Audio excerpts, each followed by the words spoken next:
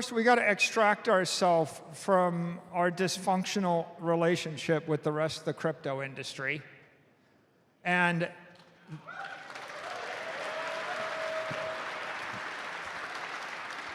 then we're taking over. The extraction part is, well, the crypto bros are helping us with that, right?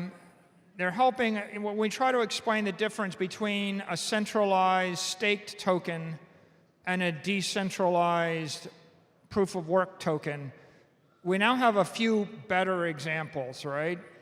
I think the meltdown of Terra and the meltdown of Luna and the meltdown of the Wildcat exchanges, the meltdown of FTT, the meltdown of FTX, all of those has put the fragility and the defect in architecture of the crypto industry front and center.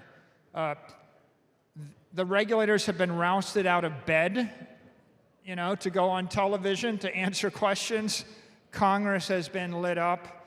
You're going to see every agency thinking about this. You're seeing mainstream media writing about this.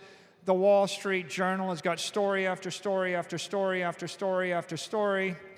And unlike writing stories that, well, crypto is like Bitcoin except more energy efficient, that was the story a while ago.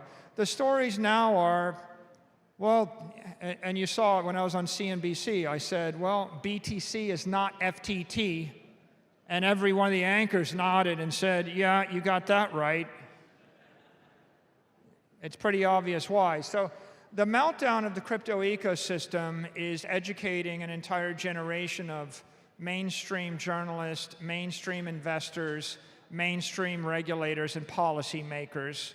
And they understand that now they have to do something, and the regulation that's going to come is going to stop the scams, it's going to stop the self-dealing, it's going to provide a framework by which people start to understand the difference between an ethical, economically sound, technically sound asset and a fair, equitable, principled approach versus an unethical, uneconomically sound, untechnically sound, you know, unregistered security.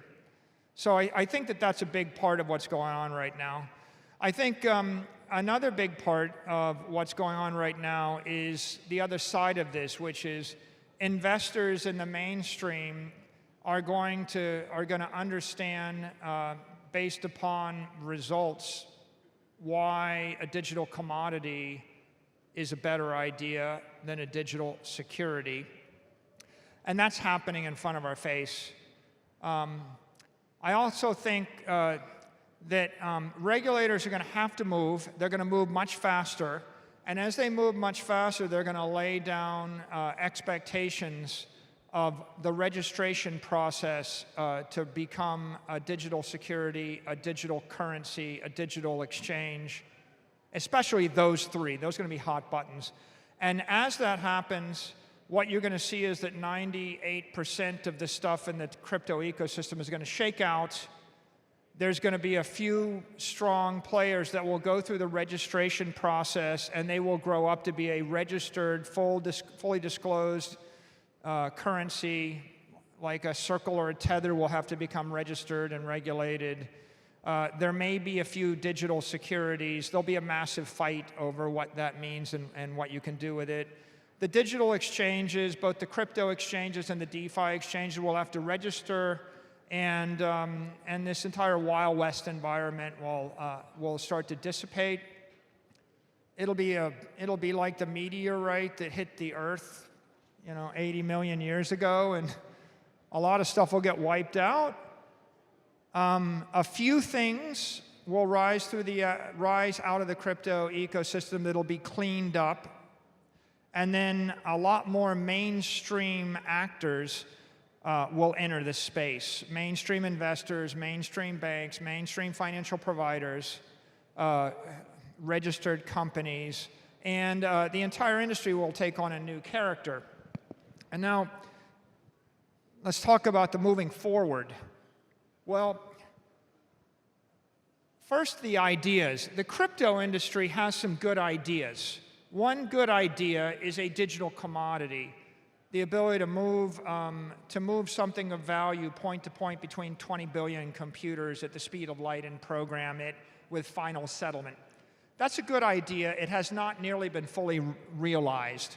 At the point when 8 billion people are swapping value back and forth, and at the point where millions, if not tens of millions of websites are swapping value back and forth at high frequency, and I mean like 100 times a second, 1,000 times a second, million times an hour, billion times an hour. When that happens, we'll have realized the potential of a digital commodity, because that is the true internet of money, money over IP. And Bitcoin is the first asset that could serve as a digital commodity, and Lightning is the first open protocol that we've seen, open, permissionless, ethical protocol that has the transaction speed to traffic digital commodity. And of course, as we know, a digital commodity is something of value that moves through space. A digital scarcity is even better than a digital commodity. A digital scarcity is an absolute capped commodity, 21 million forever, right? If Bitcoin had been built without the halving protocol, and it just kept adding 3 or 4% of the supply for the next 1,000 years, and it was otherwise distributed in an ethical fashion, it would be a digital commodity, but it wouldn't be a digital scarcity. In the absence of the real Bitcoin, it would be the best idea right now. But in the presence of the real Bitcoin in a market, the digital scarcity would actually get the majority of the money for long-term store of value. And the digital commodity would actually just be a short-term, convenient, maybe medium of exchange. It might be similar to like gold and silver, where gold demonetized silver, and silver couldn't hold its monetary premium.